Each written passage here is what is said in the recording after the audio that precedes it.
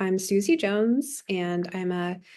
senior sustainability project manager at the MIT Office of Sustainability. I really am kind of a bridge to our the operational folks at MIT that work on bringing food to campus and cooking for folks and making sure everyone is well fed with nutritious food all day long, especially students. And so my work is really around making that not just more climate friendly, of course, but also really working closely with the folks on campus who are looking at issues of access and affordability. And then also working in partnership with community organizations that are really doing great work around food justice and kind of creating that as all part of the lenses to which you sort of make a sustainable food system here at MIT. So we certainly make food choices at an individual level every day, but kind of what we choose to eat is largely driven by kind of what our campus provides access to. And then kind of what our campus provides access to is so dependent on the relationships and partnerships we have with the folks kind of growing the food outside of campus and beyond. So even just thinking about, supply chain and the sort of health of our soils systems and farms across not just New England, but sort of globally, and the impacts of climate change on farmers. So you can kind of start to see how just the choices we make individually have all of these different layers. I think building kind of like a sustainable and resilient food system really means deepening our relationship with our Cambridge and Greater Boston and sort of New England partners. So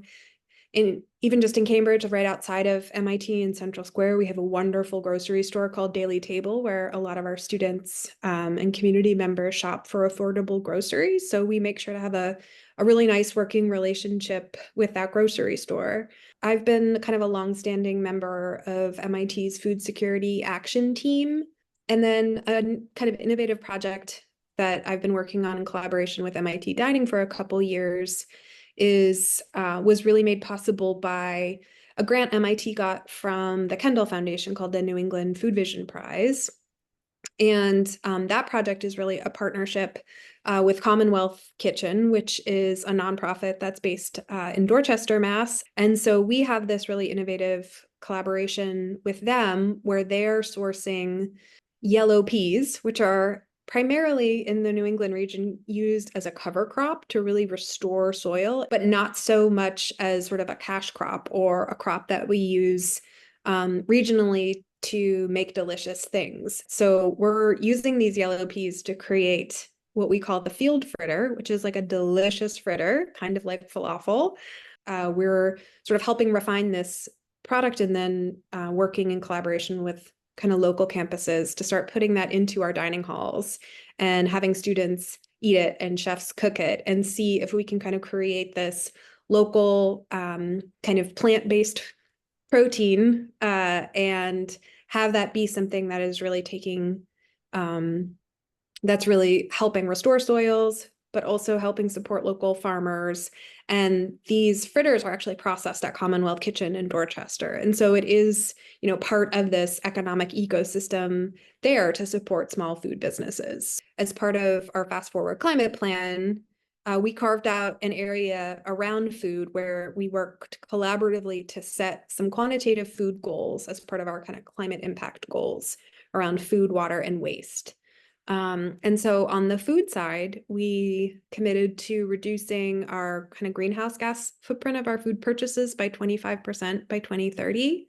And really also, again, thinking about the intersection between food and climate and waste, really making a commitment to